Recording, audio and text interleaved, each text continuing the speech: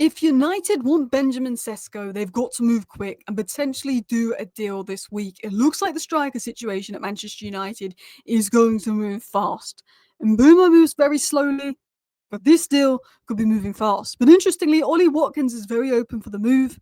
So Manchester United could push a move, but are United going to go for Sesko or Watkins? It's decision time. We're going to give you the latest. Garnacho, exit. Chelsea, waiting. What is the latest on Garnacho's exit, which would fund a midfield move on top of the striker? Manchester United want a midfielder. They want a mobile midfielder. What is the latest on that? What is the latest on injuries? Who's out at the moment? Mazraoui, Xerxes, Leacher, and Mbeumo has done an interview.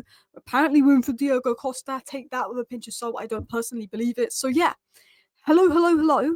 And welcome back to Alice Talks Football, and welcome back to your 10-minute Manchester United news roundup, where we're going to round up all the news coming in today into a 10-minute video for you guys. It's mostly Sesko and Watkins talk, a little bit of Garnacho, but Ben Jacobs has confirmed Ollie Watkins is very open for the move, but maybe we're going for Sesko.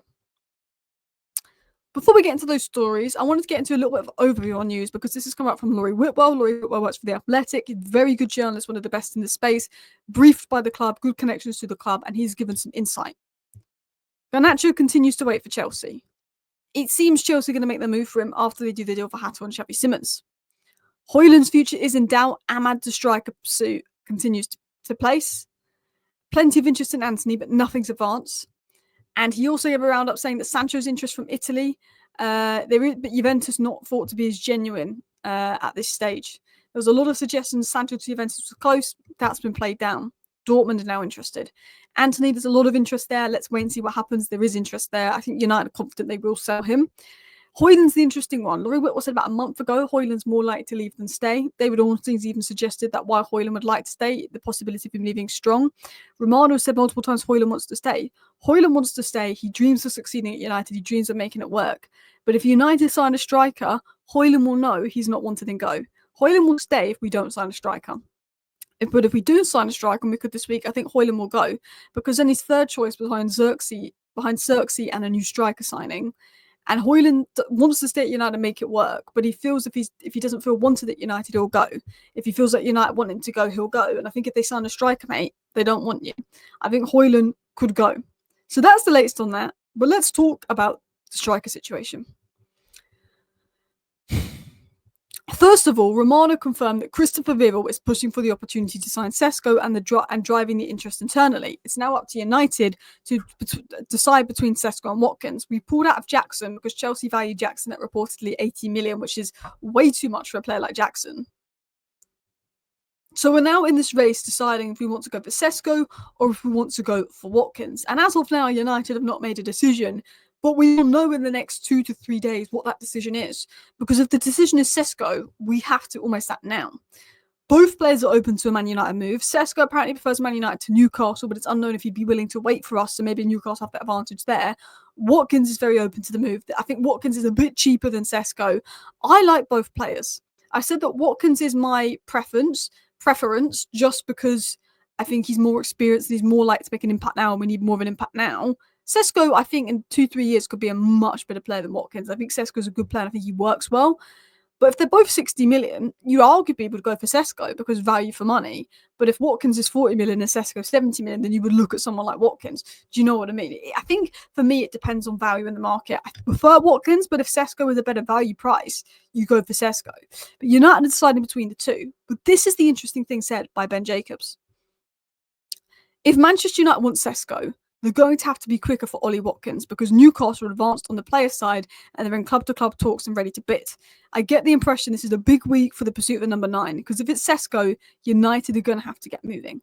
If it's Sesko, we're going to have to get moving. We're going to have to do a deal this week, within this week if it's Sesko, or at least get personal terms wrapped up and ask him to wait 2 weeks until we do some sales. We will make a decision on what striker we want to sign this week. Sesko's had talks with Newcastle. They've presented their project to him. They're now waiting on Sesko. Newcastle are going to put pressure on Sesko to give them an answer so they can move on for other targets if he's going to pick United. They're fed up Newcastle. So Man United have to make a decision on Sesko pretty soon because if Sesko feels like United is still making a decision, he will go to Newcastle. So we need to tell Sesko pretty soon what our decision is. And we should do this week. But Sesko's going to heat up this week. Sesko could be a Newcastle player this week. He could be a United player this week. To be honest, if it's Man United, it will take multiple weeks. But I think, we could get a David Ornstein bomber like Sesko picks United. He's waiting for the move. United need to just do this and that to finance the move now.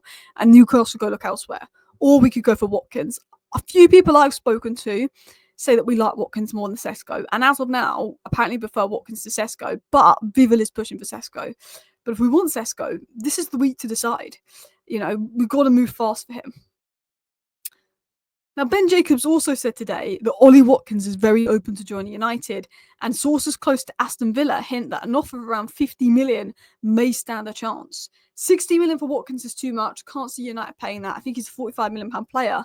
But in this market where Madueke is over 50 million pounds and the value is high, if United went to Villa and gave him 50 million for Watkins, they may accept. And we know that Watkins wants the move. So it depends. I think it depends on the fees, how many years the fee can be paid across. But United this week could be making a bid for Watkins. They could be making a bid for Sesko. They're having conversations. They're going to make a decision. And when they make a decision, things are going to move. So before I talk about Garnacho and other stories, I just want to give you an update on general news about injuries. So Zirkzee, Mazraoui and Onana and Licha were not training with the squad today. They are injured. None of them are seen as major injuries. None of them are seen as injuries that's going to put them out for a long time, but they're not ready. Licha is expected back September. Onana could be back for the Arsenal game. We're not sure about Zirkzee and Mazraoui, but it's seen as minor injuries. And Mbeumo, as Ruben Amorim said, might not play in the game versus Bournemouth. I think he isn't going to play in the game versus Bournemouth. That's more just due to fitness because he's had a week less of pre-season. But he should feature versus Everton is what's been said on injuries. Going back into what Laurie Whitwell said, as we know, very credible Manchester United journalist, what's he had to say on everything going about. He said that we're searching for a mobile midfielder. He said that we look to goalkeepers, but there's no sign Onana will go, so it's a new goalkeeper if Bayendier leaves. I've told you guys this for 6-7 weeks. I've said Onana they want to get rid of. He's unlikely to go. It's not going to be Emi Martinez. It's not going to be an expensive goalkeeper. We can only do that if we sold Onana for profit and got him off the wage bill. That's not happening. But Bayendier wants to go. He wants minutes ahead of the World Cup. It's likely we sign a second goalkeeper to replace Bayendier. And that second goalkeeper has to be under 20 million. And Lemens is probably the best option on the market. We've looked at the Botafogo keeper, John Victor. We'll wait and see. But United are ruling out a move for Emi Martinez. If we get a Villa player, it will be Watkins. Caught offside, not the most reliable source, are linking us to Diogo Costa. But if we can't afford Emi Martinez, we definitely can't afford Diogo Costa. Again, if we're going to sign a goalkeeper, it's going to be Lemens or it's going to be someone on the cheap. And Bayendier has to go to do that. The next signing is likely to be a striker. But as Laurie Whitwell said, we do want a mobile midfielder. Going back to what Laurie Whitwell said, Amorim wants a midfielder. And Laurie Whitwell basically said, Amorim wants a midfielder. We want a mobile midfielder. But because we didn't get Delap and now a striker's going to be twice the price, and then Mbeumo was more expensive than we thought he would be, we're now sort of becoming into a position where getting midfielder becoming more and more difficult, particularly without sales. So I think United, like with Amrabat and Sabitzer, how we did those sort of loans, I wouldn't be shocked if we do either an Ndidi type deal or a loan type deal because we're just desperate to bring in a midfielder. There is a report coming out apparently from Nigel Delaney, and I don't know if it's a troll, that Chelsea value Nicholas Jackson at 80 million and Garnacho at 30 million. And all I'm saying is, Chelsea, if we sold Garnacho for 30 million, that's an effing disgrace. Gitton scored 1 goal in 6 months, 0 assists. I couldn't get in the Dortmund side, easier league, easier side to get into, easier environment, and went for 60 mil nearly. Give us 60 million for Garnacho. If you got 50 million for Madueke, we want 60 million for Garnacho. How Chelsea can value Madueke at 55 million and Jackson at 80 million and say Garnacho's 30 million is a joke? It's because Garnacho's fallen out of Amorim. And they're going to wait till the end of the window where we're desperate to sell him. Chelsea's the only option we have left. And lowball us into selling him for 45. He has to go for more than Gittins and Madueke. He has to. Will he? I don't think he will. But interestingly, Mbeumo did an interview with Rio Ferdinand today on 5. And he was asked about Watkins, and Mbeumo said this: he's a complete striker. He can do a lot of things. He can get involved in play and make runs behind. This is really good for me. Or a winger, you can use his movement to take up space. He also knows how to combine.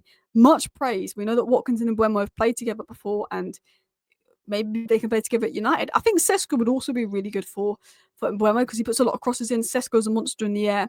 Sesko's a better finisher and a monster in the air compared to Watkins, but Watkins, you just know, can do it in the Premier League, has that experience, better hold up, better dribbling. But both would be good signings. I'm happy with either, depending on the fee. I think Watkins would make more of an impact now. I think Sesko could be really good. I have concerns that Sesko could come, struggle, end up like Højlund. It's more of a risk with Sesko, but if the risk pays off, he could be good.